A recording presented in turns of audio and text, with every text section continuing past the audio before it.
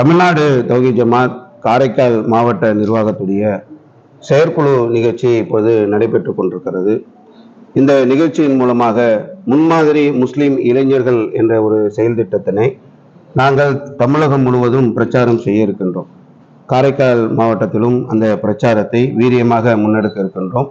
இளைஞர்கள் மத்தியிலே ஏற்பட்டிருக்கக்கூடிய போதை கலாச்சாரத்திற்கு எதிராக, சீரழிவுகளுக்கு எதிரான எங்களுடைய இந்த பிரச்சாரம் வீரியமாக 4 மாதங்கள் செய்வதற்காக இந்த செயற்குழுவிலே நாங்கள் தீர்மானம் நிறைவேற்றியிருக்கின்றோம். இந்த செயற்குழு மூலமாக பல்வேறு தீர்மானங்களை நாங்கள் நிறைவேற்றி இருக்கின்றோம்.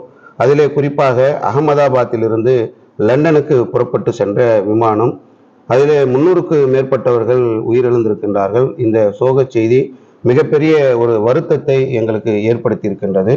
இதற்கு காரணமானவர்கள் யார், இதில் உள்ள சிக்கல்கள் என்ன என்பதை ஒன்றிய அரசு அதனுடைய வெளிப்படைத்தன்மையை வெளியிட்டு இதற்கு காரணமானவர்கள் மீது நடவடிக்கை எடுக்க வேண்டும். இந்த விமான போக்குவரத்து என்பது பாதுகாப்பான ஒரு போக்குவரத்து என்ற ஒரு நிலை உலகம் முழுவதும் இருக்கின்ற போது, ஏர் இந்தியா நிறுவனம் மீது நிறைய ஏற்கனவே குறைபாடுகள் இருக்கின்றது. இந்தியாவில் உள்ள விமானங்கள் முழுமையாக சரியாக பயன்படுகின்றதா, சரி செய்யப்படுகின்றதா என்ற ஒரு அச்சம் எங்களுக்கு எழுகின்றது.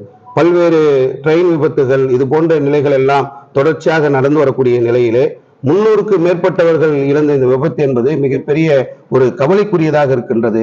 ஒன்றிய அரசு இதில் ஈடுபட்டு இதனுடைய வெளிப்படைத்தன்மையை எங்களுக்கு தெளிவுபடுத்த வேண்டும். என்ன விபத்துக்கான காரணம், என்ன நோக்கம், எதனால நடக்கிறது, இந்த விமானத்தில் ஏற்பட்ட பழுது என்ன, இதையெல்லாம் சரி செய்யப்பட வேண்டும். அடுத்து விபத்து ஏற்படாத அளவிற்கான துரித நடவடிக்கை ஏற்படுத்த வேண்டும் என்பதை இந்த செயற்குழுவிலே நாங்கள் தீர்மானமாக நிறைவேற்றி இருக்கின்றோம். அதே போல ஆளக்கூடிய பாசிச பாஜக அரசு வக்ஃபு திருத்த சட்டத்தை பாராளுமன்றத்திலே அரங்கேற்றி இருந்தது. அதை எதிர்த்து பல கட்சிகள் உச்சநீதிமன்றத்திலே வழக்கு தொடுத்திருந்தார்கள். இந்த சட்டம் என்பது இந்திய இறையாண்மைக்கு எதிரானது, அரசியல் சாசன சட்டத்திற்கு எதிரானது என்பதுதான் எதிர்கட்சிகள் இந்த வழக்கு தொடுப்பதற்கான முக்கிய காரணமாக இருந்தது. இதை விசாரித்த உச்சநீதிமன்ற நீதிபதிகளும் அதை உண்மைப்படுத்தி அந்த சட்டத்திற்கு இடைக்கால தடை விதித்திருந்தார்கள். உச்ச நீதிமன்ற நீதிபதி மாற்றத்திற்கு பிறகு இப்பொழுது உச்ச நீதிமன்ற நீதிபதியுடைய தலைமை நீதிபதியாக கவாய் அவர்கள் நியமிக்கப்பட்டிருக்கிறார்கள்.